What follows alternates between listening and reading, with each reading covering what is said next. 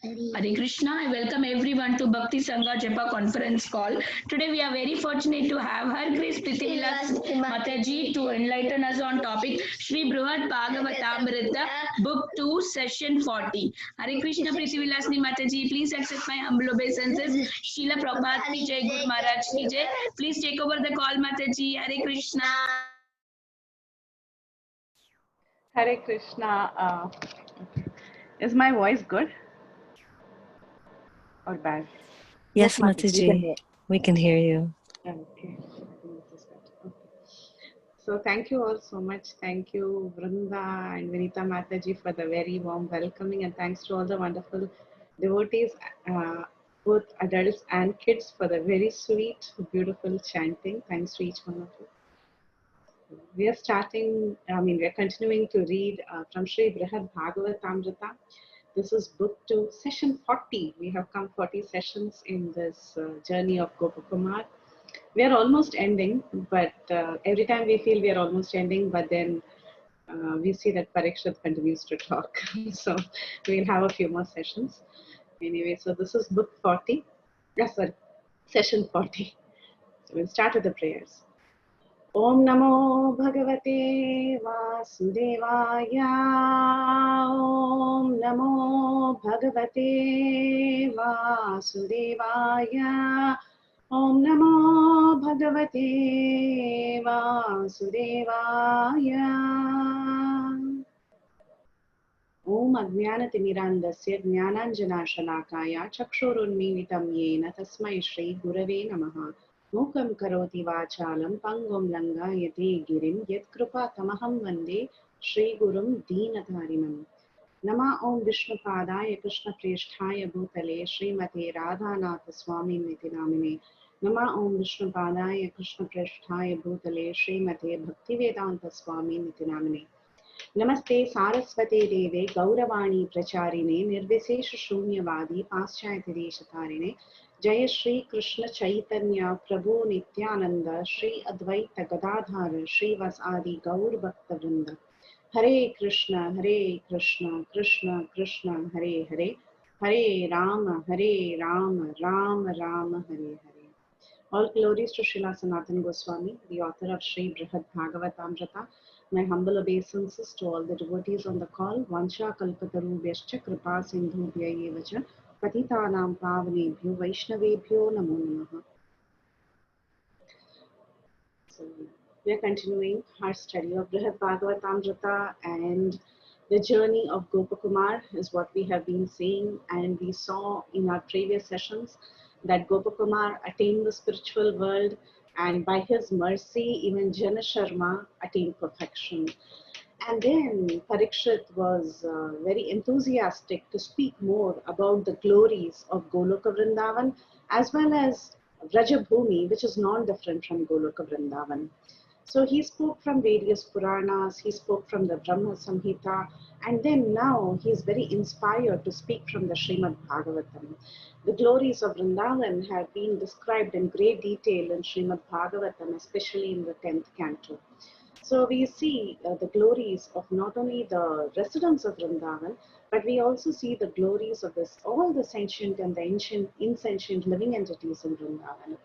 So in our previous sessions, we saw about the earth, Bhumi, how fortunate she felt, about the mountains, rather the hills in Vrindavan, and about the clouds that hover around Vrindavan, the rivers that flow in Vrindavan, the different branches of river Yamuna and the waters and the little ponds in Vrindavan. And then we saw about the creepers, the trees, and then we saw about the birds in Vrindavan, how the waterfowls, the birds were staying a little away from the exact forest area where Krishna is walking. Then we saw about the birds that sit on the trees of Vrindavan, and then we saw about the animals like the deers who are very fortunate, who are able to get Krishna's darshan on a regular basis along with their husbands. And then we saw about the different domestic animals like the cows, buffaloes, and the calves, and all the other animals in Vrindavan and how fortunate they were.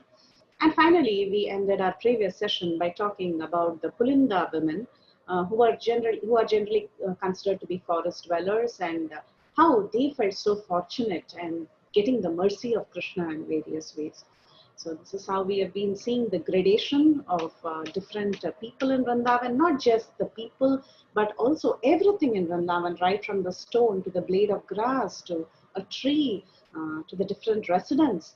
So we were saying about their fortune, how fortunate they are and how much they love Krishna. So continuing in that order, we have to now look at who was actually accompanying Krishna as he was going into the forests of Vrindavan. So yes, we are going to look at the fortune of the cowherd boys who accompany Krishna on a regular basis in the forests of Vrindavan. So we are going to get deep into this beautiful Sakya Rasa that the cowherd boys share with Krishna, and what are the different experiences of these cowherd boys. So we will be seeing this from the pages of Srimad Bhagavatam as Parikshit Maharaj is narrating this to his dear mother Uttara. So this is Srimad Bhagavatam, Canto 10, Chapter 12, verses 6, 11 to 12. We are going to see all of these verses, 6, 11 and 12. So first let's look at verse number 6. It goes like this. We are just doing the translation of this verse. It says, sometimes Krishna would go to a somewhat distant place to see the beauty of the forest. Then all the other boys would run to accompany him, each saying, I shall be the first to run and touch Krishna. I shall touch Krishna first. In this way, they enjoyed life by repeatedly touching Krishna again and again. So this is the great fortune of the cowherd boys.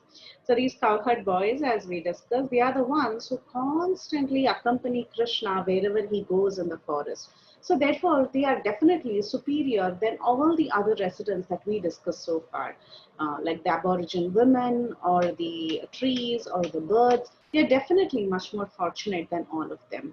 So Parikshit Maharaj, he now begins to recite few verses in praise of the cowherd boys.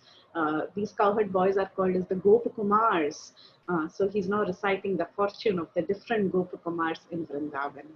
And these verses in the Bhagavatam, they were spoken by Shukadev Goswami. So Shukadev Goswami, he's now describing about how Krishna enjoys with the cowherd boys as he tends the cows and the calves in the forest. So very, very early in the morning, the Supreme Lord, as soon as he wakes up, he becomes very eager to enjoy that day's countless pastimes with his cowherd boys, like killing of Agasura, eating lunch on the grass of Vrindavan. So like this, he's so eager when he wakes up. Krishna gets very excited and he gets ready really, really fast because he knows that his dear cowherd friends are waiting for him to come out so that they can get darshan of him and then they can accompany him into the forest. So these cowherd boys in the beginning of the day, they become very anxious and they start blowing their buffalo horns and their little trumpets or whatever they have in their hand, their flutes and all these little instruments to alert Krishna, saying that they are ready to enter the forest of Vrindavan, and they all come out from their houses, out of their houses in hundreds and thousands. So they bring their thousands of cows and calves and they set out to the forest along with Krishna.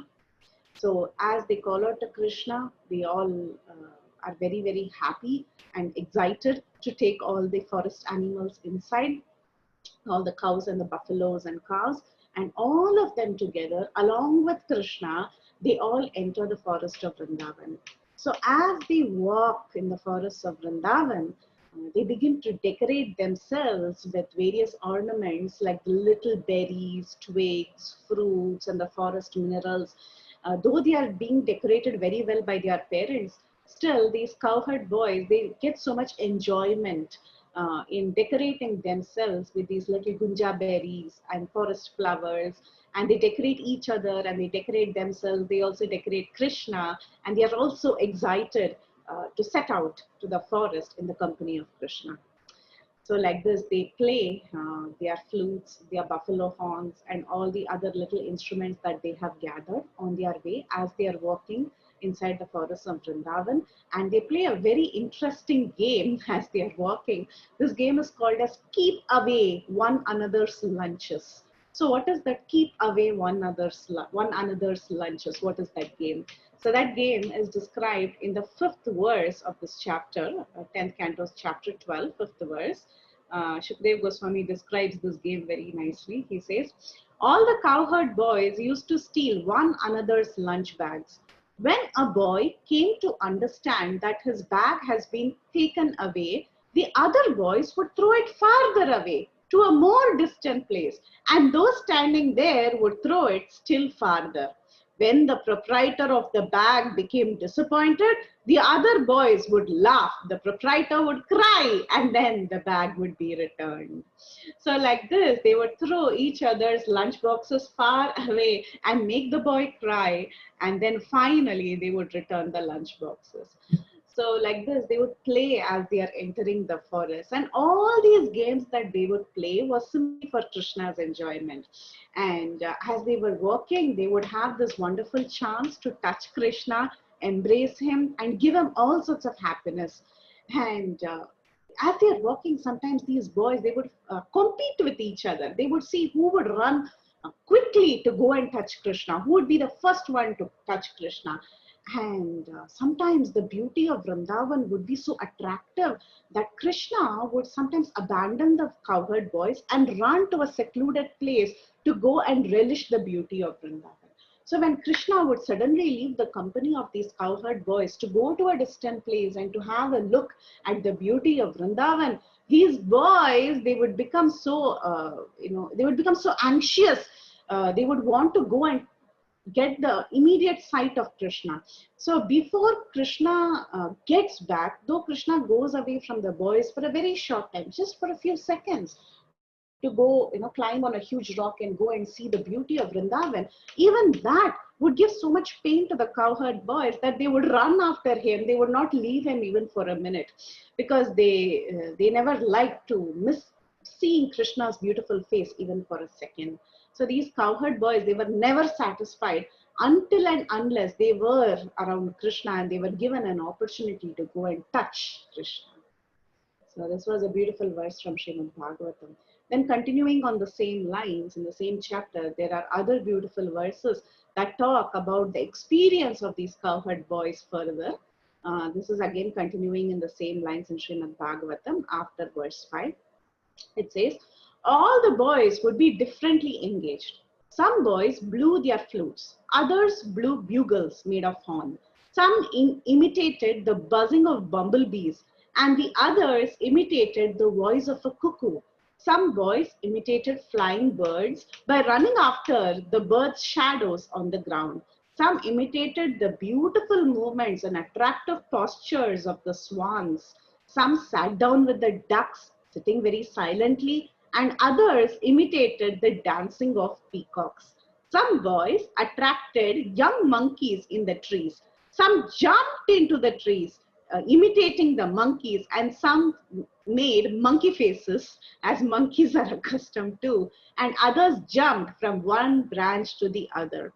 Some boys went to the waterfalls and they crossed over the river. Some jumping like frogs, they were accompanying the frogs. And when they saw their own reflection in water, they would laugh. They would also condemn the sounds of their own echoes. So these boys, they were really having fun. And this is how in those days, we also grew up, at least, a few years ago, maybe like 20 years ago, 25 years ago in India. This was something that people would do when they would go out for a picnic. Now, of course, there is a lot of things that have changed, but this is how boys are, and not only boys, all kids are, and this is how we all have fun. So it's the tendency of kids that when they are on a picnic or when they are outside in a very natural setting, they do all these things. They imitate birds and they run after little bumblebees and they pick flowers and they tease each other. They imitate the cries of different animals or different birds. So all these things the cowherd boys were experiencing with Krishna. And imagine the beauty of Vrindavan. Vrindavan has so many beautiful, beautiful animals like peacocks and beautiful birds and active monkeys. So these boys were really, really having fun. So these are verses from Bhagavatam. It's directly there in the Bhagavatam. I think these are verses 7 to 10. And now the 11th verse. So we are going to dive into the 11th verse. This is the 11th verse of that chapter, 10, 12, 11. In this way, all the cowherd boys, having accumulated the results of pious activities for many lives, used to play with Krishna, who, for impersonalist jnanis, is realization of the bliss of Brahman, who, for devotees, is eternal servitorship of the Supreme Personality of Godhead, and who, for many persons, is but another ordinary child.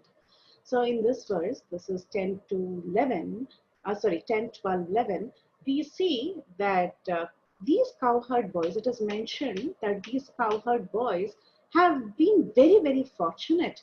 And they have been fortunate because really they have accumulated a lot of pious activities for many lives. And that is the reason why today they have an opportunity to play with Krishna. And who is this Krishna? Krishna is seen by different people in different ways. The impersonalist jnanis, they see Krishna as the ultimate Brahman, that impersonal Brahman. But devotees, they see him as the supreme master and they are in a mood of servitorship to the eternal Lord. But there are some other people who do not understand Krishna and who just think, oh, Krishna was an ordinary person. So like this Supreme Personality of Godhead was realized by different people in different ways. He is now enjoying with these cowherd boys. And how fortunate these cowherd boys must have been. What all credits they must have accrued over so many births to have this fortune of running around in the forest with Krishna. So that is what this verse is saying. And Srila Sanatana Goswami, he analyzes, he just digs deep into this verse and he analyzes this verse in so many ways. He says it is so amazing to see this incomparable fortune of these cowherd boys because they got this opportunity of tending cows along with Krishna. And in the process, they had this opportunity to very intimately associate with Krishna. It was a very intimate association with Krishna. So they were getting this opportunity to directly be with Krishna and get a lot of happiness in the association of Krishna. So therefore, these cowherd boys are in this verse are described as Satam. Satam means liberated souls. They were liberated as they were walking around with Krishna, as they were playing around with Krishna. These boys, these cowherd friends of Krishna, they are liberated persons because they are taking part in the happiness of knowing Krishna in the mood of Sakyarasa, in the mood of being a cowherd boy. So that is the reason they are liberated. And they are not at all bewildered by the Supreme Lord's power of illusion. They are not really bewildered by the power of illusion, but they are actually bewildered by his Yogamaya. To think that my dear Krishna, this Krishna is actually one of the cowherd boys like me. And in that process, taking Krishna to be one of their very close friends, they are associating with Krishna and they are having this opportunity to enjoy unlimited pastimes with Krishna. Another word of the name Satam is one who are seekers of spiritual knowledge. Now these seekers of spiritual knowledge, they are only after impersonal Brahman. They are not after understanding Krishna's personal feature. But however, these Krishna servants who are also called as Satam, they are much more fortunate than the people who are after impersonal Brahman. But these, associates of Krishna who think Krishna to be the supreme absolute truth and themselves as servants, they still have a little bit of awe and reverence towards Krishna. So better than these people who just consider the Lord to be their master and themselves to be the servant are these cowherd boys who are really Satam, who are really liberated. Because these cowherd boys, they have this opportunity to bring Krishna under their control by their love. So how fortunate are these cowherd boys as compared to so many other devotees of the Lord? There are so many liberated people, liberated personalities. There are so many different associates of the Lord. But these cowherd boys, they are so fortunate. They get the intimate association of Krishna, and in the process of getting the intimate association of Krishna, they have brought Krishna under their control. They are able to freely take lunch with Krishna. They are freely climbing on the shoulders of Krishna. They are freely putting their left hand into the mouth of Krishna. How fortunate are these cowherd boys? They have brought the Supreme Lord under their direct control. So actually, Sanatan Goswami, he gives another little thing here in this verse. He says that in this verse, there is a small revelation that this verse not only applies to the cowherd boys, it also applies to the cowherd girls. The cowherd girls are also, and they have also received a great fortune, very, very great fortune of being in close association with Krishna and being completely dedicated to Krishna. These gopis, they could only see Krishna as the most attractive youth. They did not give an ounce of thought to Krishna's godly opulence. They simply focused their attention on the beauty of Krishna, and they just thought, this Krishna is the love of my life. The gopis also had a very similar mood. So they were also liberated very similarly to the cowherd boys. They are also satam.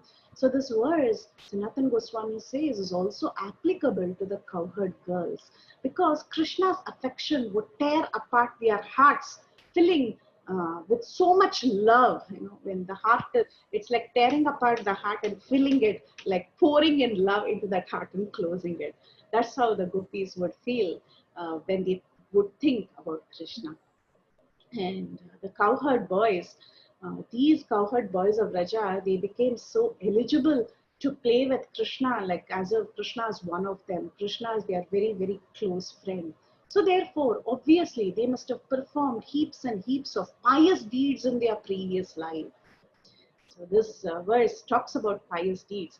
Now everyone knows that when we talk about pious deeds, especially with respect to the cowherd boys and girls or any of the residents of Vrindavan, it is not some sort of mundane piety. This piety is a very, very special piety. It is transcendental piety. So therefore, the word used here is punja, krita punya punja. Punja means heavy, heavy quantity. So piles and piles of pious deeds. So that means these boys, they have an inexhaustible stock of pious deeds, and the work, the piety of their past lives is not something ordinary, but it is something very, very special. Krita Punya Punja means they have done something extremely special. And what is that something very special? They have done pure acts of sacrifice, pure acts of devotion, service offered unto the Supreme Lord for His pleasure only. So when this punya is very, very special, it is of a very special quality. When it is done in a mood of sacrifice, only for Supreme Lord's pleasure, only for the happiness of the Supreme Lord, then it is a very special punya.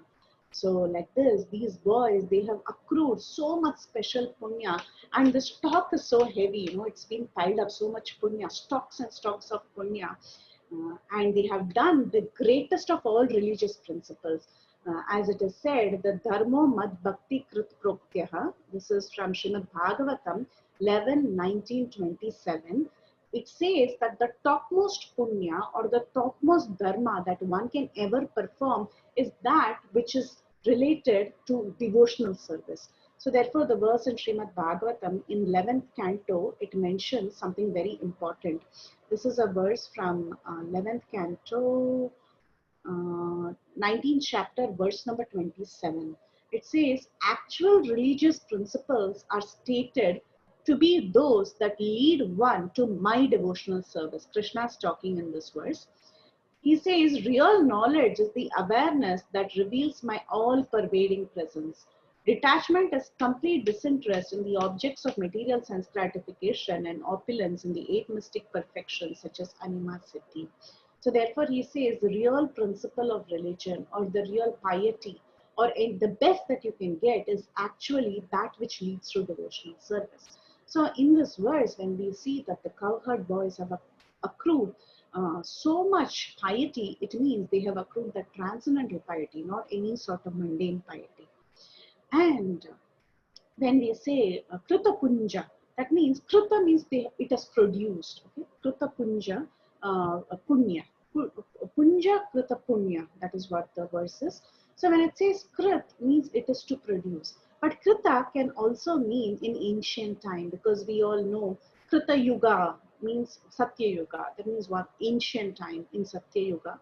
Oftentimes Satya Yuga is, the word Satya Yuga is also used the word Krita Yuga is also used to mean Satya Yuga. So therefore, in ancient times, these great souls have performed so much faultless meditation on the Supreme Lord, and they have, in course of time, become all-round perfect Vaishnavas, and later they have become Krishna's friends. So that can also be understood from this verse.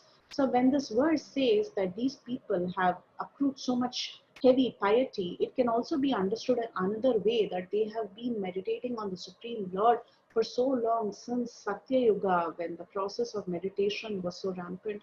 Everyone would sit and meditate. So from that time, from such age-old times, these devotees of Krishna, they have been doing meditation and they have become perfect Vaishnavas over a period of time, and today they are playing as Krishna's cowherd friends.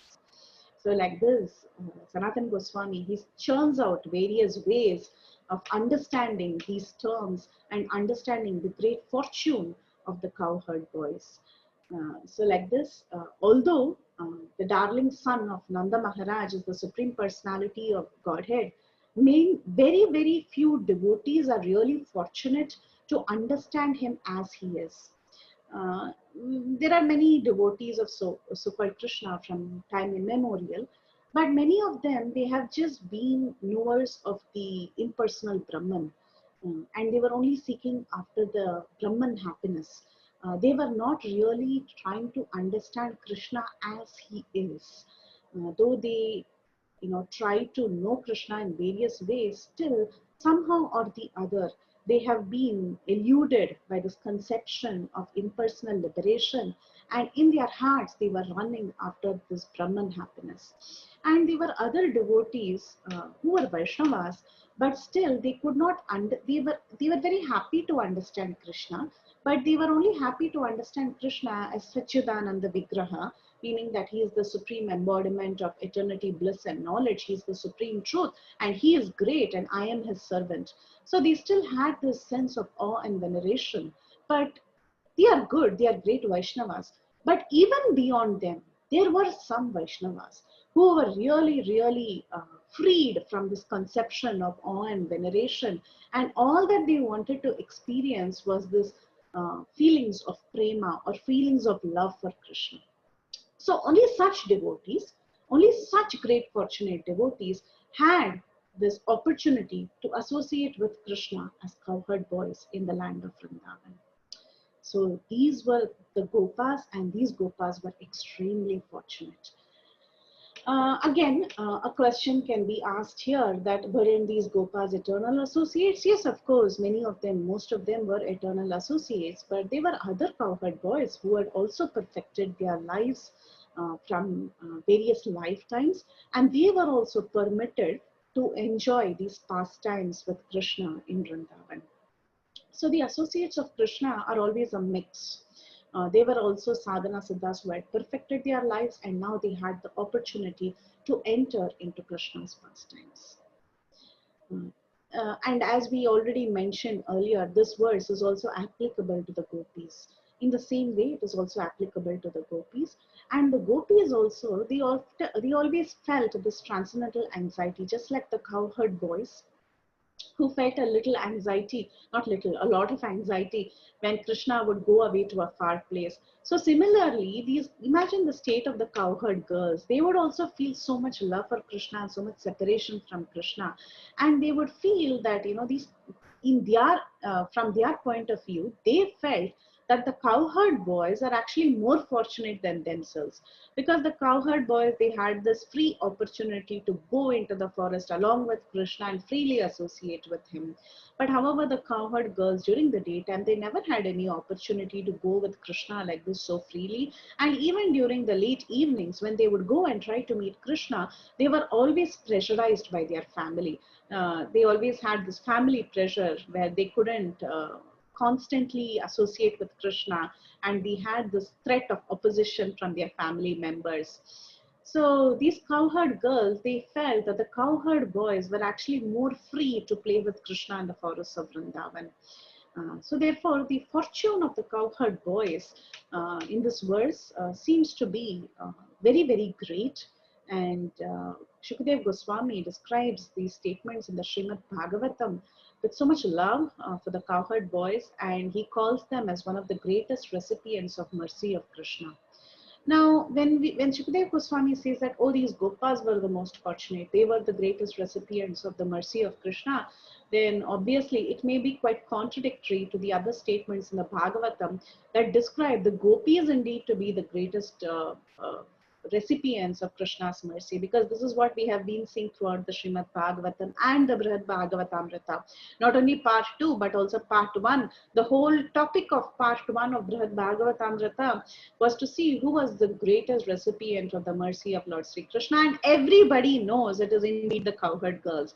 So why would Shukadev Goswami give so much stress on the fortune of the cowherd boys? Oh, they are the most fortunate, and they could see Krishna, they could touch Krishna, they could be with Krishna. So that is the statement, one may ask, is the statement of Shukadev Goswami in this particular verse contradictory to the other statements in the Bhagavatam that he has made about the great fortune of the cowherd women of Vrindavan, especially the young gopis? The answer is no, because Shukadev Goswami, in the core of his heart, he's a follower of the mood of the gopis. So he's also a follower of the gopis, and the gopis felt like this. The gopis felt that the cowherd boys were most fortunate. So they felt, they were actually echoing their words in another verse of the Srimad Bhagavatam. This is from Srimad Bhagavatam 10:21-7, where the gopis were telling, the gopis were telling that these cowherd boys are so fortunate because they are able to go with Krishna into the forests, and they are able to get the association of Krishna constantly, whereas we are not so fortunate because we are always kept away and we have to, secretly go and meet Krishna. So where did they say that? They said this in Bhagavatam 10:21-7. They said, "Oh friends, the eyes that see the beautiful faces of the sons of Maharaj Nanda are certainly fortunate. As these two sons, surrounded by their friends, enter the forest, driving the cows before them, they hold their flutes to their mouth and lovingly glance upon the residents of Vrindavan. For those who have the eyes, we think there is no greater object of vision." So in this verse, actually, if you analyze the gopis, they are glorifying the cowherd boys who have this constant association of Krishna and who are able to drink the beautiful face, the nectar from the beautiful face of Krishna and Balaram, constantly surrounding him in the forests of Vrindavan. So that is the mood of the gopis. And Shukadev Goswami, all that he is doing in this particular verse is that he is just echoing the mood of the gopis. He knows that the gopis also feel the same, and let me follow in the footsteps of the gopis and let me glorify the cowherd boys as being extremely fortunate. So that is how Sanatana Goswami explains these verses from Srimad Bhagavatam. So this was till verse number 11 of the Srimad Bhagavatam of the 12th chapter of the 10th canto. Now we are going to go into the next verse, which is a very interesting verse. This is Srimad Bhagavatam, canto 10, chapter 12, verse number 12. I'll read the translation. Yogis may undergo severe austerities and penances for many births. Yet, in due course of time, when these yogis attain the perfection of controlling the mind, they are unable to taste even a particle of dust from the lotus feet of the Supreme Personality of Godhead. What then to describe about the great fortune of the inhabitants of Vrajabhumi, with whom the Supreme Personality of Godhead lived with, and the boys who saw the Lord face to face? So again, this is a glorification of the cowherd boys. They had this great opportunity to constantly associate with Krishna, be with him and see him face to face. So Shukadev Goswami says that actually there are so many impersonalist jnanis who have been meditating for so many years, but they have not had the opportunity to get the touch of the dust particles from Rajabhumi that has touched the feet of Lord Sri Krishna. They have not had this opportunity. But look at the fortune of the cowherd boys.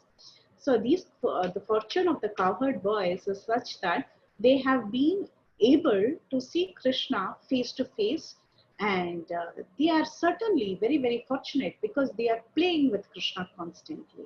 So therefore, these residents of Rajabhumi, especially the cowherd boys, are extremely fortunate because they could constantly drink the beauty of Krishna.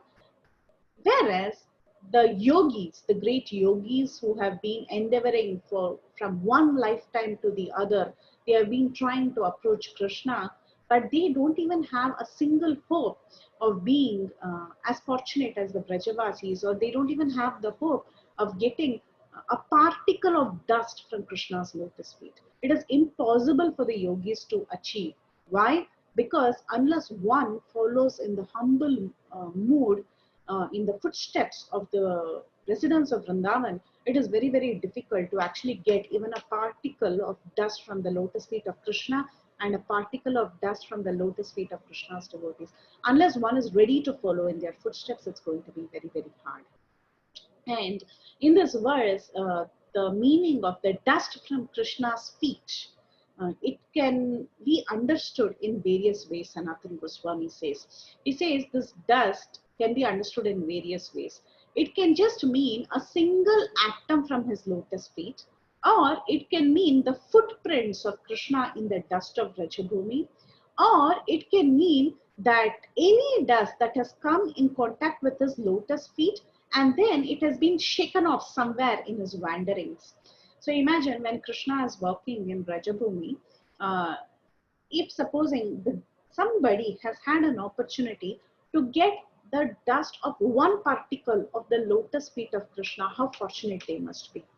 Sometimes Krishna touches the Rajabhumi. I mean, he always walks with barefoot, and when his lotus imprints are there, if someone gets to see that lotus print or gets the dust from that lotus print of Krishna's lotus feet, how fortunate they must be.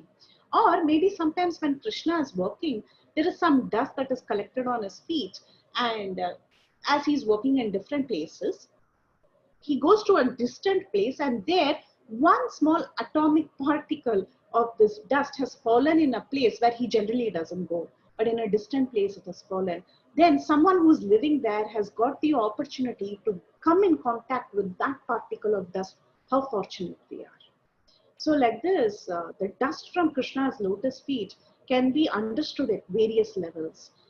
It can also mean, the same word when it is split in a different way. Actually, the word is Krishna Padamshu. Krishna Padamshu. Padamshu means Krishna's dust from Krishna's lotus feet. But the same word, it can also be understood in a way that when you divide this verse, you can also divide it as Krishna Padapa Amshu. Padapa means foot drinker, one who drinks from the feet. Padapa, one who drinks from the feet. Who drinks from the feet? It's the trees, right? So the trees are called as Padapas. And even if, forget about the dust and a particle of dust or, the effulgence from the dust, forget all that. Even if one has the opportunity to come in contact from the effulgence of the tree, Padapa Amshu, okay? If they can get an effulgence from the tree from where Krishna has given contact. If Krishna has given contact to one of the trees and there is an effulgence coming out from the Kadamba tree or the Tamala tree or whatever tree, even if someone gets that opportunity to come in contact with that effulgence, how fortunate he is. So any of this is very, very fortunate. But these mystic yogis, they are trying so hard, birth after birth, and for them to get any of this has become a very rare accomplishment. They are not able to get any of these. So these yogis, they are so determined and they are trying hard to succeed in all their spiritual disciplines and austerities. They are following strict brahmacharyas for so many lives. They are trying to withdraw their mind and senses from all these material objects. But still, even in fact, they are able to even attain samadhi. That is a great success. Who can attain samadhi? It is so hard to attain samadhi. They are able to do all that, but still they are not able to achieve this success of getting this atomic particle from Krishna's lotus feet. It is beyond the purview of their senses. So that is very, very unfortunate, because only the Vrajavasis can actually see him as he is. Unless you see Krishna uh, as he is, in the form of the Supreme Lord, in the form of his, as the original source, in the mood of the Vrajavasis, following in the mood of the Vrajavasis, it is very, very hard to really understand Krishna. You can even understand the Supreme Personality of Godhead as Lord Narayana in terms of awe and reverence, but it is very hard to understand Krishna as he is. For that, you definitely need the mercy of the Vrajavasis. So therefore, the Vrajavasis are very, very extremely fortunate, because they are constantly associating with Krishna, and the followers of the Vrajavasis are extremely fortunate, because we get a glimpse of actually who Krishna is. Not everyone gets that glimpse. Those who are followers of the residents of Vrindavan, those who follow in the mood of the residents of Vrindavan, they are able to get a glimpse of this Supreme Lord, who's the source of all other incarnations and who is so easily accessible. So the glimpse of the real Krishna, not many people get, unless we are connected to the eternal associates of the Lord in Rajagoni. And indeed, we are very, very fortunate to be in this glorious parampara, where we get a glimpse of this Krishna. We get a glimpse of this Krishna. Whether we have realized or not is a different story. But at least we have this opportunity to get a quick glimpse, by the mercy of our acharyas, of who this Lord is, who the Supreme Lord is, what is his personal nature, how is he so accessible, how is he able to relate with every devotee in so many rasas. So it is a very great fortune that we all have, by the mercy of these great associates of the Supreme Lord, who are following in the footsteps of the Vrajavasis. So the Vrajavasis situation, we should understand these cowherd boys who are playing with Krishna. It is not an effect of their karmic pious activities done in the previous lifetimes. We have discussed this in great detail. But however, we should understand whatever has happened is because of Krishna's mercy. This is another point, that unless Krishna is merciful to us, there is no scope of devotional service. There's absolutely no scope. Everything happens because of the causeless mercy of the Lord. Because of the causeless mercy of the Lord, we have been fortunate to come in contact with the Srimad Bhagavatam. Because of the causeless mercy of the Lord, we have been fortunate to come in contact with Vaishnavas who have inspired us. So everything is ultimately because of the mercy of Krishna, and Krishna's mercy is inconceivable, and the fortune that everyone has attained, it can be even a minute fraction of fortune.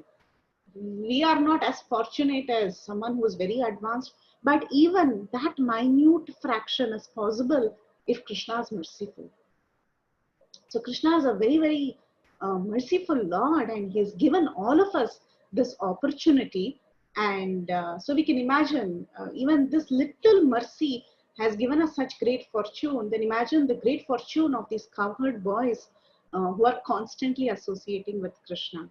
His mercy is really, really wonderful. And these cowherd boys have been recipients of this great mercy. So, and what else is the great fortune of these cowherd boys?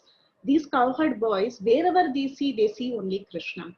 Generally, we all have multiple senses. We have eyes, we have nose, we have ears, we have so many senses.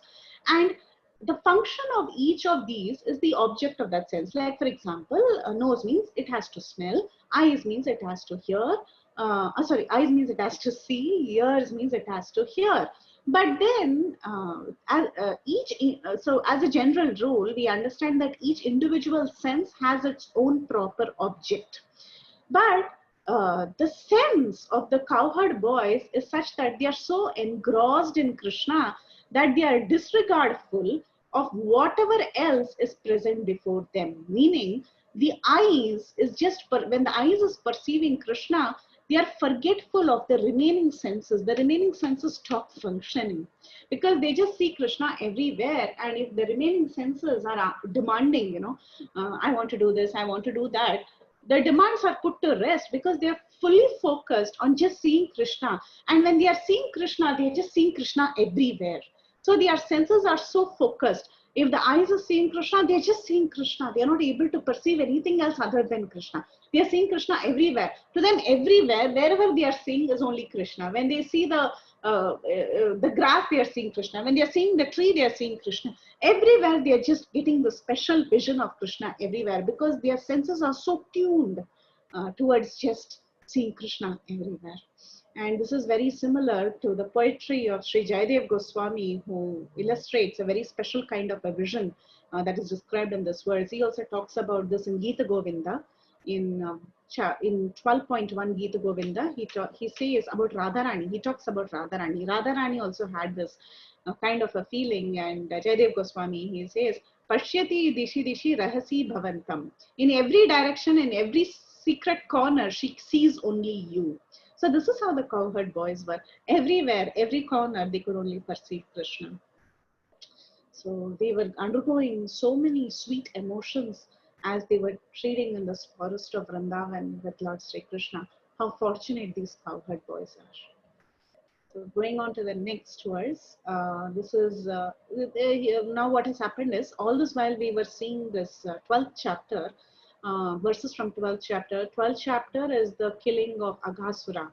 That's when the cowherd boys go into the forest for a picnic as they are carrying lunch boxes in their hands, and they are throwing it, and then they sit down, and after the Aghasura pastime, they sit down, they eat yogurt rice, and then after they kill the demon Aghasura, then they eat, and then the Brahma Vimohan Leela follows. So that is the chapter that we were seeing all this while, especially dedicated for the cowherd boys. So now, these few verses that Parikshit quotes from Srimad Bhagavatam are the verses that were spoken in the 15th chapter. 15th chapter, the killing of Dhenukasura. So in the beginning of the 15th chapter, killing of Dhenukasura, the focus is on Balram because Balram is the hero of the chapter. He's the one who killed Dhenukasura, and this is the chapter where there are many verses in glorification of Balaram. Krishna is glorifying Balaram in various ways.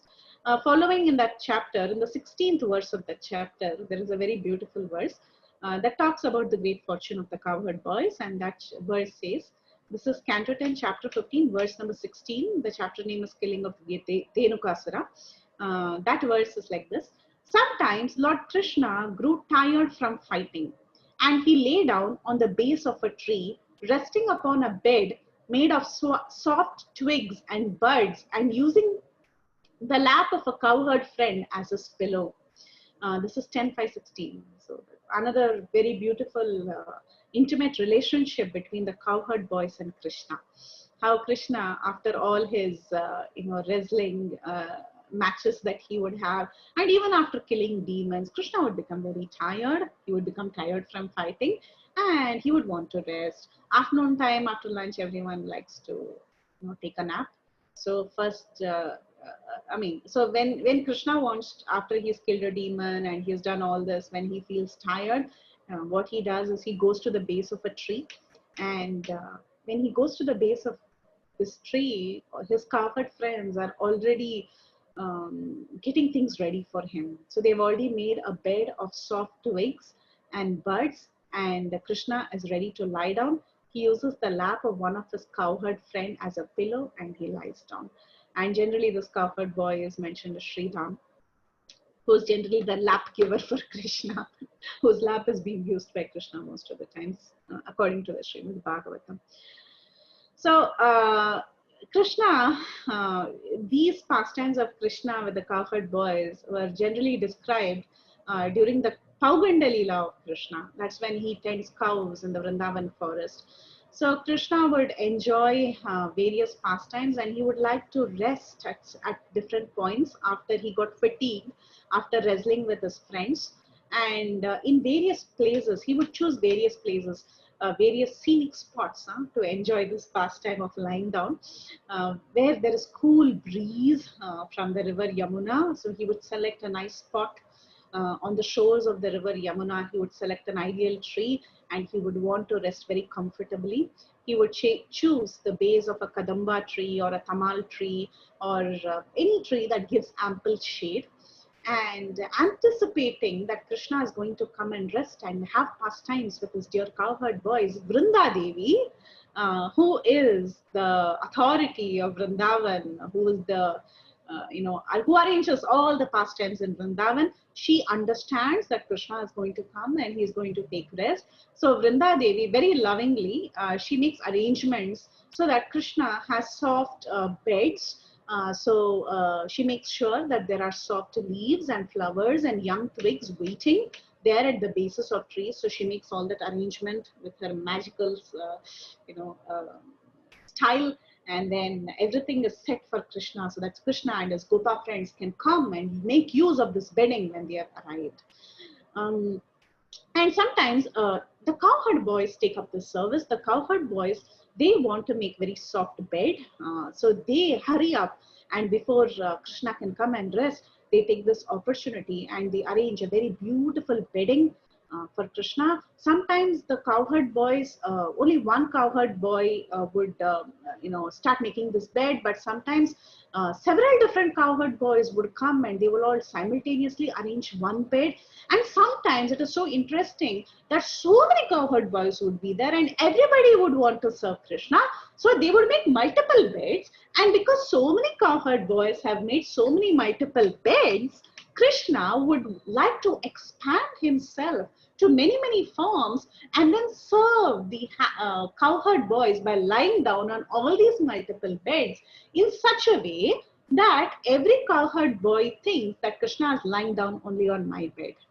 So every cowherd boy just feels that, oh, Krishna is just here. Krishna has just accepted my service, like that.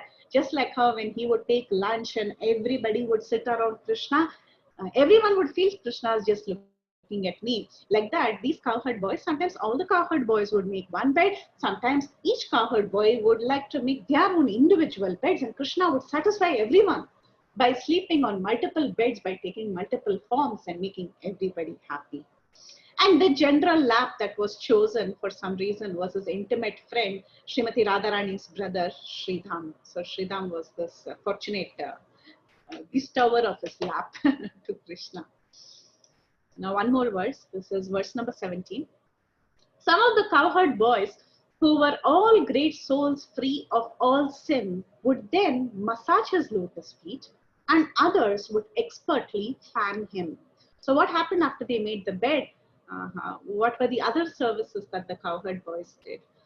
So when Krishna's cowherd boys would be with Krishna, they really loved him so much. They really loved him so much that they didn't want to see him fatigued. They didn't like that. So they wanted to serve him. They wanted to respond in various ways so that they could relieve Krishna of the discomfort that he was having. And in the flurry of the activity, these boys, they would get so excited. They would get so excited to immediately go and massage his feet. Some would massage his hands, some would massage his feet, and the other boys would start fanning him. So sometimes all these services, they were performed by multiple gopas. And sometimes 3-4 gopas would catch hold of the feet. And because everyone would want to serve him in various ways. And sometimes everyone liked one particular limb that they would massage. Sometimes multiple people would come and catch hold of one limb. And then Krishna would think, okay, everybody wants to serve me. So again, Krishna would use all pervasive. He would take multiple forms so that all these boys could be satisfied, and every boy would think that I'm the one who's massaging Krishna's lotus feet or his arms or fanning him. So like this, so many gopas would have this transcendental opportunity to render beautiful services to Krishna, and Krishna would be so happy, and all these cowherd boys enjoyed this pastimes with Krishna. Some would be joking with Krishna, some would sing with Krishna, some would sing for Krishna. They would love to entertain Krishna in various ways. So like this, everybody had an opportunity to serve Krishna in various ways, and Krishna, he displayed his supreme power by extending himself to all these cowherd boys, at the same time not hampering their spotless love and devotion by showing his what do you say, his supremacy. Rather, they would just see that my dear cowherd boyfriend is there for me. They would not think of him, oh, he's a supreme lord, he has expanded into a million forms. They would not think like that. They would just relish the sweetness, because Krishna made sure that the Vrajavasis never, their sweetness of enjoyment was never hampered. So, like this, Krishna would enjoy his childhood pastimes and he would enchant everybody.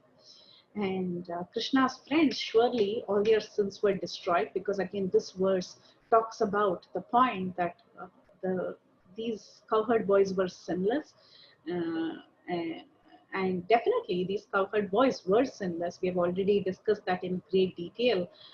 For ordinary pious persons, whatever contradicts the principles of religion is sin. But for devotees of the Supreme Lord, sin is anything that obstructs pure devotional service. And we see that for the cowherd boys of Raja, they did not have the slightest inclination to perform any sort of sin. Meaning, they did not have the slightest inclination to do anything that does not please Krishna. See, you see the definition of sin.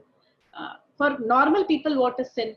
Sin means when you break religious principles. But then for devotees like these cowherd boys, sin means not doing, sin means not engaging in Krishna's devotional service. So that is sin. So these cowherd boys, they did not, they were sinless means even 1 second they did not want to waste. Every second they wanted to use in the service of Krishna. Anything that obstructs pure devotional service for them was sin. So they did not have the slightest inclination to do anything that did not please Krishna. So like this, they are described as Hatapapama, means they have conquered all sin. And of course, Krishna himself is the one who has conquered sins. He has destroyed the sins of all these all the different worlds by just displaying his pastimes. And just by being present there, he has destroyed all sins around, because he has given the opportunity to the cowherd boys to enjoy freely with him. So wherever Krishna's pastimes are happening, whenever he is enchanting his devotees, there is no question of sin. So like this, Shukadev Goswami, Sanatan Goswami gives very beautiful commentaries on this verse. We are moving on to the 18th verse of this set in Srimad Bhagavatam, and then we'll stop, because all this is about the cowherd boys. This is the 18th verse in Bhagavatam of this chapter, Killing of the Indukasura, that chapter.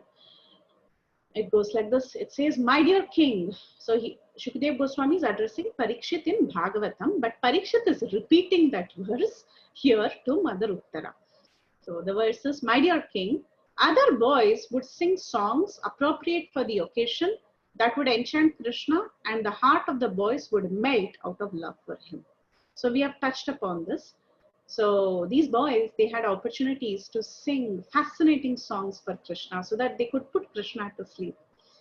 Just like little kids, when they want to go to sleep, they ask their mother, can you tell me a story, or can you sing for me? Traditionally, we have been doing all that.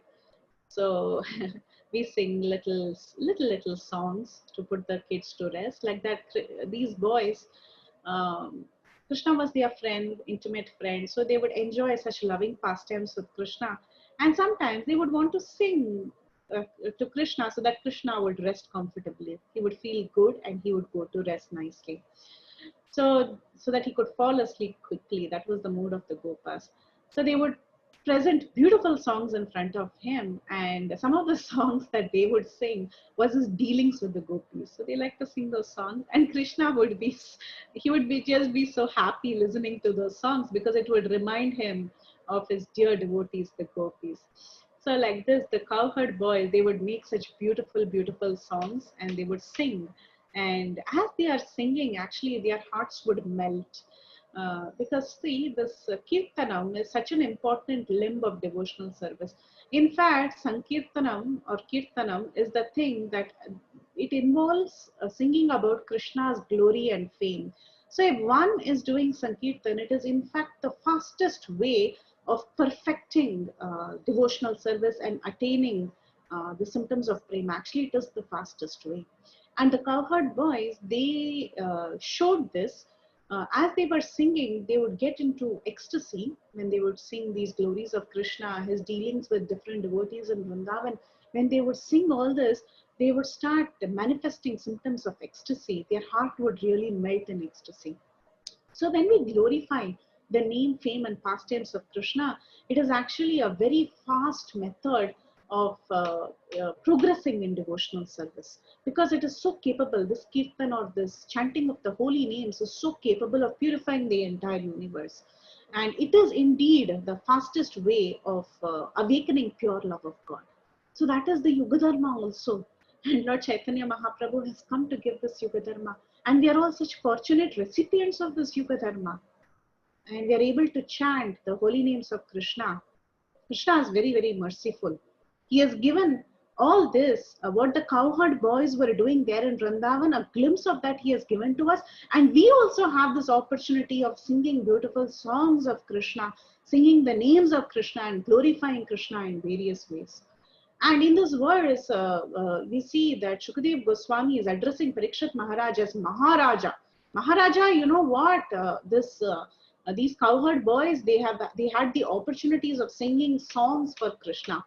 So when Shukadev Goswami is addressing Parikshit Maharaj as Maharaja, it means that these royal pastimes of Krishna are fit to be heard by a Maharaja like Parikshit. Because, and also he's telling, Shukdev Goswami is telling Parikshit Maharaj, oh Parikshit Maharaj, you are Maharaja, but look at this Maharaja who's enjoying under the tree, having these wonderful, hearing these beautiful songs and enjoying these massages from his cowherd boys. He is actually Maharaja. You are a very ordinary Maharaja. Look at that Maharaja. Now, Maharaja can also mean that this Parikshit was so fortunate that he was the greatest king who was able to hear all these pastimes of Krishna. And only a Maharaja is fit to hear these pastimes, these glorious royal pastimes. So like that, in various ways, Shukdev Goswami was also talking to Parikshit Maharaj, calling him Maharaja. And also this Parikshit Maharaj at this point in time, he was also getting bewildered. He was getting into this ecstasy as he was hearing about the ecstasies of the cowherd boys. He was also getting into an ecstasy. And Shukadev Goswami, who was speaking about these glories, he was also getting into an ecstasy. Both of them were getting bewildered. So at this point, Shukadev Goswami, he wanted to call out to Parikshit, calling him, "Hey Maharaja, hold on, don't faint in ecstasy." So listen to this glorious pastimes of the cowherd boys. Like this, in various ways, Shukadev Goswami, as he was talking about the glories of the cowherd boys, he was addressing Parikshit as Maharaja. So like this, the cowherd boys, they had the sublime fortune of staying with Krishna wherever he went during the daytime. And these cowherd boys, they really enjoyed splendid pastimes with Krishna. Their love was overflowing, and they had this opportunity of being in an intimate setting with Krishna, and they had opportunities to erupt in ecstasy in Krishna's presence. So like this, especially this particular setting of the cowherd boys sitting with Krishna on the base of the tree and talking about the intimate pastimes of Krishna with other devotees like the cowherd girls and others, that gave the cowherd boys some sort of extra happiness. And that happiness is being reflected in this verse. And that happiness was spreading so much so that both Shukdev Goswami and Parikshit Maharaj were also getting ecstatic, making everybody around them ecstatic. So like this, the cowherd boys enjoyed with Krishna, and these cowherd boys were indeed one of the most fortunate personalities in the land of Vraja. So with that, we'll end this session, and we have gone over time already. And in our next session, we will look at the devotees in Vatsalya Rasa, like Nanda and Yashoda. That is going to be very interesting. So we will see that in our next session. We'll stop here for now, and sorry for going over time. Hare Krishna. Any questions, comments, corrections, realizations, please go ahead. Hare Krishna.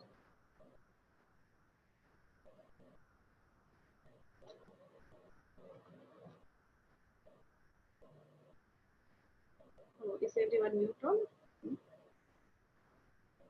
Hare Krishna, Preethi, Mataji.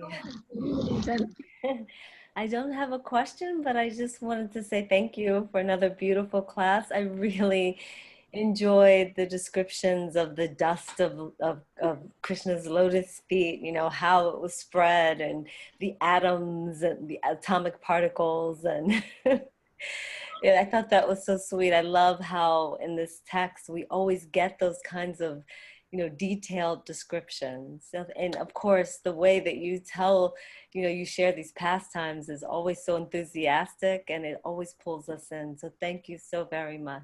Thank you so much, Tiffany Mataji. You just make everyone happy. Your face makes us all happy. Thank you so much.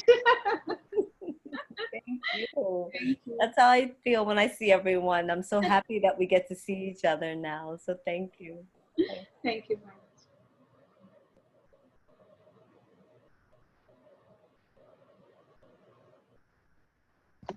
Hare Krishna Mataji, Dandavat Pranam. Very, very beautiful class, Mataji.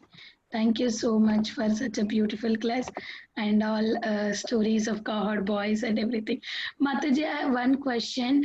It said like all cowherd boys are demigods. Like initially when Krishna is going to appear, like everybody went there to the milk ocean and then Krishna said, right, you all can go and take birth and then I'm gonna come. So exactly how to understand Mataji? So, Mataji, this is at various levels. Yes, there were different cowherd boys who were eternal associates of the Lord who came directly from Goloka Vrindavan.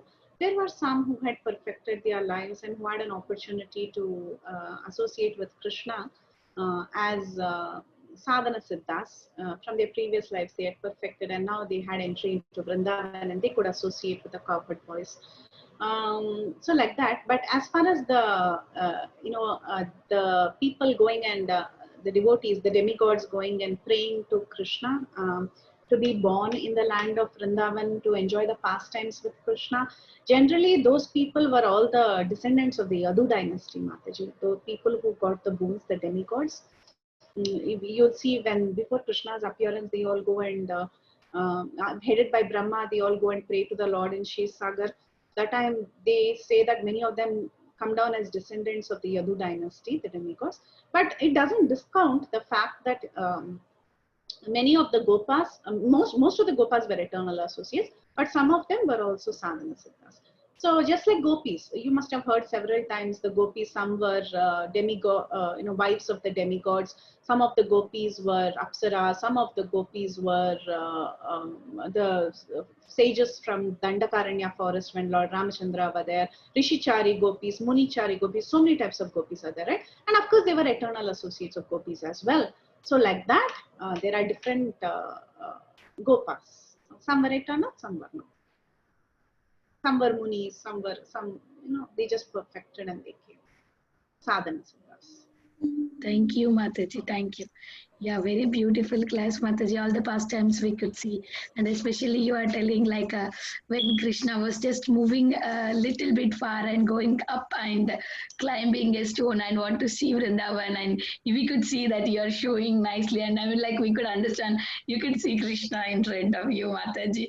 Very nice. Inward in your mood was into that, so we could also go in there, Mataji, and see how Krishna is standing on the hill and he wants to see Vrindavan and now these gopas are running around him. It was so nice, Mataji. Very nice, very, very beautiful. And that lunchbox pastime and everything, so beautiful, Mataji. So beautiful pastimes. Hare Krishna. Thank you so much, Vinita Mataji. Thank you for your valuable association. Hare Krishna. Hare Krishna, Mataji, Dandavat Pranam. So glories to Srila Prabhupada. Thank you for your such a beautiful class. As Tiffany Mataji said, another beautiful session. I just have one question. Yeah. Not a question, but as a doubt. Like you said that, you know, there were some people who, because of their intense piety, the word Sanskrit, what word you used? Punja Krita Punya. Punja Krita Punya. So, yeah, my question is that how do we define that piety? Because till now we all know that how the piety, no matter what immense piety you do, it will lead to heavenly planets. But again, once the piety is over, you have to come back. Whereas the devotional service is such, it doesn't fall under this category of punya with impiety and sin, and therefore, it's a karma, and then you perfect your life, and then you can, associate with the Supreme Lord. So, how to understand this piety, Mother? Yeah. So this piety was described in three ways. One is that it is definitely transcendental piety. It's not any sort of mundane piety. The commentary of the acharyas will reveal what it is. So what he has done is he has given commentary and he has tried to make us understand it in various ways. One is its transcendental piety. It is not some sort of a mundane piety. And the piety that they are talking about is for, as far as devotees are concerned, what is piety and what is non-piety. Piety means seeing Krishna, sin or non-piety means not seeing Krishna or not thinking about Krishna. Anything that is against devotional service is impiety, anything that is for devotional service is piety. So the definition of piety is steered towards a devotee's understanding of transcendental piety. And then in another place, in three places he describes Sanatana Goswami. One is he just clearly said, okay, this is not some sort of mundane piety. Second thing he said, for them to be with Krishna itself is piety. A second without Krishna is impiety, like that. And then he also mentioned that about the Satya Yuga, there were people, transcendentalists from the previous lives, they were all trying to meditate on Krishna in various ways and they tried to perfect. Some of them they attained impersonal, some of them could attain the understanding of the Supreme Lord as Satchidananda Vigraha. He's great, I am his servant, but they could not get rid of the awe and reverence. But there were a few who through the process of devotional service, they eventually became Vaishnavas, meaning like they perfected devotional service, they became Vaishnavas, and then they could understand Krishna as he is, as our Shyamasundara Krishna, Ishvara Parama Krishna, Satchidananda Vigraha, the one from whom everything comes and the one who is so accessible without the mood of awe and reverence. So, see, generally first, I mean, it's just a gradation that he was explaining. It is not just the mundane piety that led them to become devotee. It was a combination of, first you have to, of course, you have to come to the higher modes, like become, perform certain sukrit, and then you get this mercy of Krishna. You get bhakti unmukha sukriti. Then you advance slowly. Then you become a Vaishnava, and then you understand Krishna the way he is. So piety, yes, punya. So when this verse is talks of punya, it is just not a mundane punya. Rather, the term punya itself is to be understood in the mood of a devotee accruing transcendental punya. So did that make sense, Mataji? Oh, yes. Yes, Mataji, definitely that makes sense. That, yeah, you are talking about the transcendental piety and not the mundane piety that takes us to some heavenly planets. Yeah. Thank you. Thank you so much, Mataji, for such a beautiful class and beautiful answer. Hare Krishna. Thank you, Preethi Mataji. Hare Krishna, Mataji. Hare Bol. Very nice class, Mataji. You explained all the pastimes of Krishna with the cowherd voice so beautifully. We have this book, Krishna Krida, by Bharat Chandra Das. We had got this for Akshita. I could, when you were explaining, I could imagine how they were all playing. It has beautiful pictures also, and all the games which you are explaining, they're all there in that book. Mataji, do share the pictures on the group. Sure. I will share. That book has a lot of games. Yeah. And some of, yes, Mataji, yes. And some of them, like we used to play in childhood, but we never knew that the origin is from Krishna, they were all playing. It's a wonderful book. And thank you so much for explaining so beautifully. Like you were saying, they were mimicking the birds and taking out this voice sounds. They were making sounds of birds and all. It's all there. So thank you, Mataji. Mataji. I have a question. I think it's we heard it's about yesterday's class also. Like yesterday we heard that Bhagavan Acharya was also Gopa, and Sarup Damodar is Lalita Sakhi, and they had a friendship, like they had a Saksha Bhav. So how do we understand that in Krishna Leela? In Krishna Leela also, like Gopas and Gopis, they have the same like Saksha Bhav, or like how it is? So yeah, it depends on the particular gopi and the particular gopa. Each one had a particular mood. Some of the gopis, they were so each one had a particular mood. Like for example, Madhumangal was always constantly accompanying Krishna. And even during the Surya Puja and other pastimes, you'll see Madhumangal comes as this Brahmana, hungry Brahmana, and he's also facilitating the pastime of Krishna with the gopis. Sometimes he even facilitates, he helps Krishna to sneak out and go and see. So yes, they did have some sort of a friendly relationship where they would aid each other's pastimes, especially the Gopas aiding the pastimes with the gopis was more clearly seen. It was more often seen. We also heard from Lalita Madhava, right? So many pastimes in the mid-morning. So nice. They were all, yeah. So it was a very friendly, nice. But again, each Gopa and each Gopi had a specific mood. Some of them would chastise the Gopas. Some of them would be friendly to the Gopas. Yeah. Okay. Okay, Mata. Thank you. Thank you, ma'am. Thank you again for a beautiful class. Thank you. Thank you, Akshay. Thank you, Vrinda Mataji. Hare Krishna Mataji, Dandavat Pranam, all glories to Guru and Gauranga. Mataji, can you hear me? Yes, Radhika Mataji. Awesome class, Mataji. Wonderful to know about the Gopas. As you said, each one has a certain, I think you mentioned each one has certain punya because of which we are able to relish Krishna. And even with this little punya that we have, we are able to relish so much, and think of how much you would be able to relish if you have, comparing to how Gopas had. That was a wonderful point. I really loved that. And then the other point that stuck to me was senses, how they were involved. If one sense is performing some action, the other senses wouldn't get disturbed.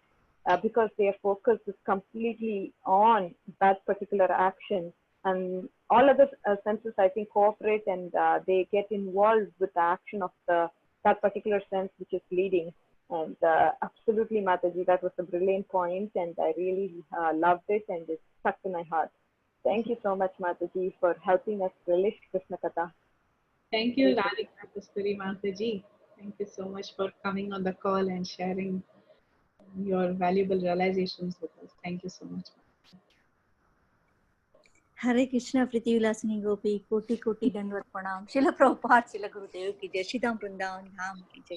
How nicely you narrating, Mataji, totally observe in a Leela, and how nicely you explain about the Gopas and the Gopis and the Lalita Sakhi, Vishakha Sakhi, and especially Bhakti Devi Tulsi Maharani. She is engaged in the service of she is engaged in the service of Srimati Radharani, and she arranged Srimati Radharani and Lord Krishna will meet to each other, and Kusum Sarovar and Mataji Kukur and the rivers and Yamuna Maharanis and all the Shridham Vrinda. When Lord Krishna and Srimati Radharani came for in a material world, that time they will come with the all the paramparas, so that those who are staying in Shridham Vrindavan Dham, they are not ordinary personality, Mataji. They are Rishi Munis, and they are so many thousands of years they are doing seva, then they are qualified to enter in a Shri Radharani's Leela and Nidhivan, and you explain about that tiffin lunch boxes sharing with each other, and how they are fortune, Mataji. It's touched to heart that Lord Krishna is eating that prasadam with their hand, Mataji, and how fortune that monkeys and Leelas and the Vrindavan Raj, those who are taking enter in Vrindavan Dham, in because Lord Krishna is and Krishna Balram is walking in Shidam Vrindavan Dham without shoes. How fortunes all they get the association of Shidam Vrindavan Dham, and we are not qualified to enter in Shidam Vrindavan Dham or Mataji, but by hearing your Leelas, Mataji, it's clear like Vishwarup Prabhu, Ankinchan Prabhu, Bhakti Taru Maharaj, Bhakti Tirth Maharaj, Gopal Krishna Maharaj, Niranjan Maharaj, they all are coming in Kartik Month in Shri Radha Gopinath, and they explain the Dham Leelas, Mataji. So exactly like that you explain with the expression and with the bhav, Mataji. Koti Koti Dhanvat Pranam to your seva. Bhakti Devi Tulsi Maharani ki jai, Vrunda Devi ki jai, Vrunda Kund, Sham Kund, Radha Kund, Shri Govardhan Dham ki jai, Shidam Vrindavan Dham, Shidam Balsana Dham ki jai, Ast Sakhi ki jai, Gop Gopagan ki jai. Hari Bol, Hare Krishna, Dandvat Pranam. Oh my God, you're so beautiful, Mataji. You have so much involvement. So nice to just see you in that involvement. Thank you so much, Vrinda Gopika Mataji, for sharing so nicely. Thank you, Mataji, for your association. Very good. Hare Krishna Mataji, Dhamma Pranam. All glories to Srila Prabhupada and all glories to Guru Maharajas. And all glories to your wonderful service. Like when staying at home, you take us to that dham. And when you're explaining the things like the qualities and how the gopis and how the gopas, not even only the gopas, but even more the gopis also, how they feel. Like, and how each one is feeling that how other person is more fortunate. No, that bhav. Otherwise, everybody, the tendency in this material world is how fortunate I am. But over here, since the Bhagavatamrta, how like, oh no, I am not fortunate. Somebody else is there. I am not fortunate. Gopakumar, when you saw from the beginning, and now how the gopis and the gopas, like the gopas, they are getting to a fortunate because they are going with Lord Krishna in the one, and gopis because they can have ras dance with him at night. Like both are equivalent, but then to how they have the like this glorification. I always feel that appreciation is a characteristic which everyone should have, and we should have that ample of amount. Only then a person can like sometimes if a person is not even much into bhakti, but or any work also, any simple work, but because of that appreciation he gets that double enthusiasm to do things. So, if this glorification is done to each and every devotee by each and every devotee, just to how if this can be just inculcated in us from the Brihad Bhagavatamrta also, it would be such a big achievement for everyone, because then it will become a happy world, right? Everyone will be happy. Yeah. Everyone will be happy, and looking at that happy Krishna will be happy, right? Yeah, that's the mood of Bhavan. Everyone should be happy, everyone should make others happy, and everything should be happy. Krishna will also be happy. I know, like there is no need to be that enviness, and there is no need to have that pulling legs of each other. It is, Competitiveness. I mean, yeah, it is so simple, right? So simple. we Just have appreciate someone. I know, and Vrinda Gopika Mataji, your bhav, the way you are speaking, oh Krishna. I wish a drop of that I can get, Mataji. Oh, awesome, Mataji. I just was looking at her. Thank you, Mataji, for spotlighting her. yeah, she was Oh, she was so immersed, my Krishna, oh Krishna. She was so immersed, so immersed. so true. Mataji, thank you so much, Mataji, for this. Like when you were saying this, all picture was just coming about, like, oh, how Krishna is getting ready.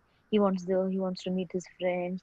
That like some of the part we just had in the that what that puppet show, that oh Krishna is getting ready. But that feeling which was there, na, that you bought that reality in that thing. Now, Mataji, I have a question over here. Yeah. Yeah. of that, we say that the gopis are on a different bhav, right? They have a different rasa that they are enjoying. And so this is like the Sakhya rasa, right? If I'm not wrong, please correct me. And then there are some, like, this was my initial experience when we were new to Krishna consciousness. I'm new as well now also, but this, like, I was the initial days that there are some of them who, like, they treat Krishna very differently. Like, some of them treat Krishna like in now also they do not treat him like a lord, but they treat him that my Krishna. I will go and like, do this thing to him or do like this, something they say. So then we were told that we should not have that bhav. We should always have a bhav of being a das to Krishna. So looking at this, looking at the bhav of the gopis or the gopas, sometimes you feel that you might imitate them, Mm. right? You might go into that bhav, but again with that bhav, because we are not always in that bhav, just like the gopis and the gopas, we might make offenses. Yes. So what exactly should be our mood? Good question.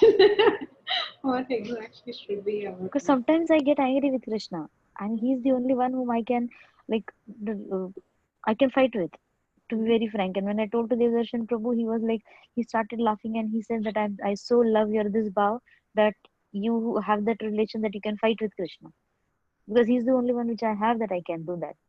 So I sometimes I fight with him. He is the only one whom I can do things to. So what exactly should be the fight? Am I doing some offenses to him by talking my heart to him? Like, I don't know. Sorry. So, Mataji, yeah, this is a tough question to answer. There's no answer to this question, honestly. There's no answer to this question. Whatever you are, I mean, and also I'm not any authority to answer the question, and I don't know also the answer to that question. I don't have any say in this. But one thing is that yes, we are all practicing devotees, as you said. Yes, we try to maintain the demeanor of Vaidhi Bhakti. We are trying hard to maintain the demeanor of Vaidhi Bhakti. But but we see in the practice of devotional service, as we are performing the Navavidha Bhakti of Shravanam, Kirtanam, Vishnu Smaranam, and we are constantly being taught to think about the Lord in various ways, read Bhagavatam, chant the holy names, and do all this. The goal of all this practice is to somehow or the other develop an attachment to Krishna. The goal of everything, ultimately, whatever you're doing, is to develop some sort of attachment and some sort of a relationship with Krishna, right? But it should be done in the right way, meaning it should not be done in a very sahaja mood or a sentimental mood. It should be done backed by scriptures. It should be done backed by spiritual authorities in the right mood. Yes, agreed. But it is natural. At the end of the day, it is natural when you are doing, when you have developed, when you're practicing some sort of devotional service, to really think of Krishna as your own. Of course, it is not a constant thing like the Vrajavasis. We are not imitating the Vrajavasis, or we are not thinking that we are equal to the Vrajavasis, or we are not thinking that we are equal to anybody. Okay, we are all insignificant. That is understood. But it is natural to go to our Lord, to go to our deity and pour out our hearts. Right? It is natural. It is a natural thing.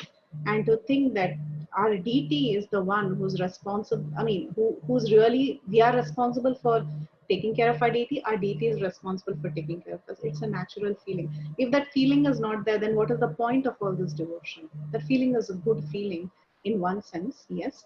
But of course, we still follow the etiquette of deity worship while being on the altar or while really preaching or doing any of these activities. The etiquette of Vaidhi is there, of course, but within the heart of our hearts, um, if we have not developed that relationship, personal, everyone has it. It's not that only, it will be there. If it's not there, then you're really hard-hearted and you have not practiced anything.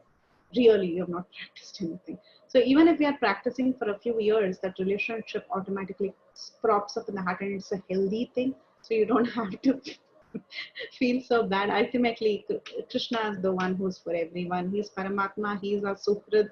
Suhridam Sarvabhutanam. He is the one who's there for everything that we need. So ultimately, he's our shelter. So we should go to Krishna and we should ask him, we should talk to him, we should have all these. But at the same time, it should not become why the acharyas keep telling, don't develop that mood where you're, showing off or something like that. But our intention is not that. And as practicing devotees, we have the we have the right, I can say, to have a personal relationship with Krishna, and that is still fine. Yeah, as long as it is not mm, against the rules of Guru, Sadhu, and Shastra. Did I make sense? I think I'm Yes, just. yes, Mataji, yes, Mataji, yes, yes, yes. The essence is known. Like it should not be because many of them might just make it a show off. Like, Yeah, oh, see how things are. Yeah, I get it, Mataji. I get it. Get yeah. it. But if you're not having we should have a personal relationship with that deity. Then what is if we are just thinking the deity, okay, Vaidi, if you start doing, Vaidi, there is no love.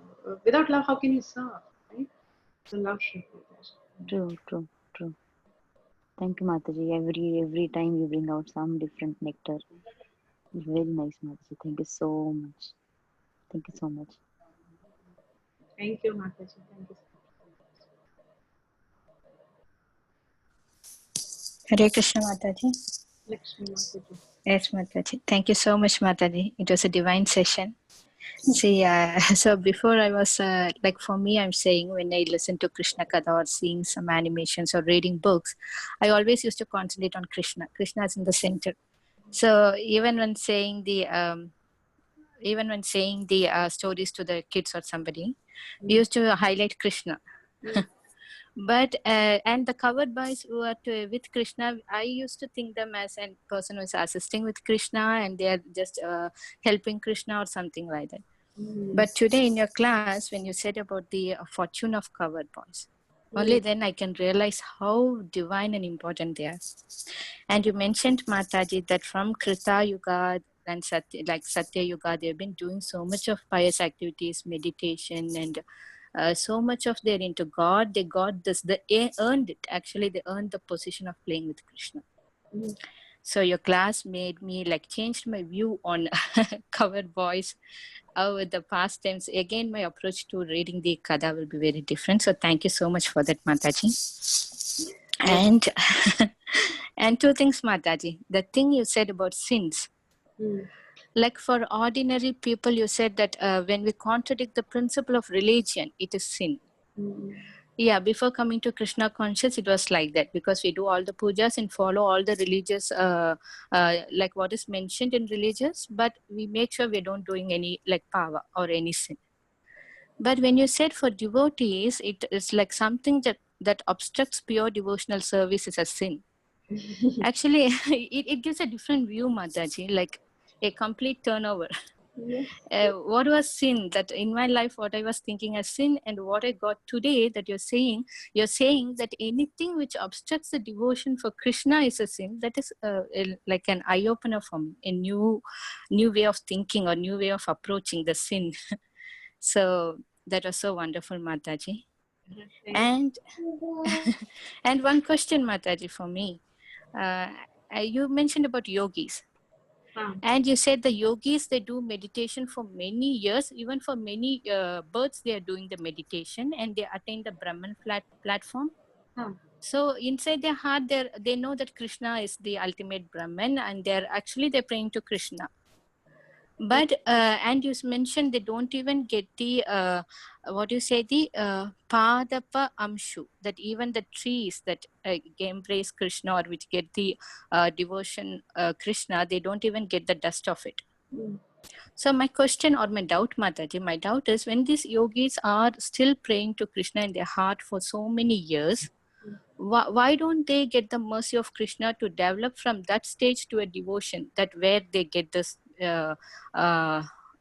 fortune to taste the dust of Krishna? So why the development is not going, Mataji? Is whether they are restricting or the mercy is not given by Krishna? We are restricting.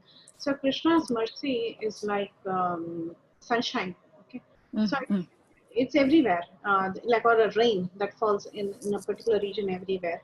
But if we go close doors and then we go into a room without windows and we shut ourselves, then we are in darkness, right? or if you put an umbrella on top, you're just obstructing the rain from coming. So Krishna's mercy is there, but then if we are stuck with the impersonal conception and we want to deny the existence of a personal form, and we are so happy in Brahman bliss, where we think, okay, Aham Brahmasmi, I also want to be God, then that is the last, like we heard yesterday, the last snare of Maya. We are obstructing the mercy. So mercy is there, but when we obstruct, we get stuck. And that is the to get stuck in that impersonal understanding is so hard to come out of. So that is the struggle that these impersonal yogis are going through. That is the struggle they're going. Oh, so Mataji, so even if a yogi who is open, who is not into that strict, who is not into so adamant, and if it is open at some point, he can enjoy it. He can come into devotion bhakti. Yes. Okay. Okay, Mataji. So it is their problem. They are not doing that. Okay. Okay, very nice, Mataji. Very, very nice class, Mataji, because I learned so much from your class today. And the presentation was so fantastic, Mataji. And thank you so much for all the service you're doing. And we are always very grateful to you. And I am always particularly very grateful to you. I learn more from your class, Mataji. So thank you so much. Hare Krishna, Jai Sachinandana. Hare Krishna, Lakshmi Mataji, thank you so much. Thank you so much for on your video. But I'm not able to see. I don't know. She on it, but I cannot see her. No, I usually don't on my videos. I'm not very much comfortable with videos. Actually, I didn't know. The video is on, Mataji, but we cannot see you. Means you closed that. She has closed the camera like that. Yeah. Yeah, okay. Sorry, Mataji. We hope we'll see you, Mataji. Your realizations are very nice. So beautiful, yeah. Very beautiful realization. Yes, Mataji. Vinita Mataji, you were saying. I just want to see her, man. Okay, Mataji, one day I'll make sure I see everybody. I see everybody, so I'm happy with it. She will. One day she will. Yeah. Anyways, thank you, Mataji, so much for your class, and really learning so much from you and from your service. Thank you, Mataji. Hare Krishna. Thank you so much, Mataji. Thank you so much. I think everyone is waiting for 64 chanting, and I'm holding everyone. So if there are no more comments or questions, we can continue our japa session. It is Ekadashi. So we'll end the call, but don't worry, you can log in back. Okay, I see a lot of people have joined for the japa. So we'll end the call here, and then you all can log in back. Hare Krishna. Vancha kalpatarubhyascha kripa sindhubhyevacha patitanam pavanebhyo vaishnavebhyo namo namaha. अनंत कोटि वैष्णव वृंद की जय, श्री प्रभुपाद की जय, श्री बृहद भागवतामृता की जय, श्री सनातन गोस्वामी की जय. All glories to the assembled devotees. Hare Krishna.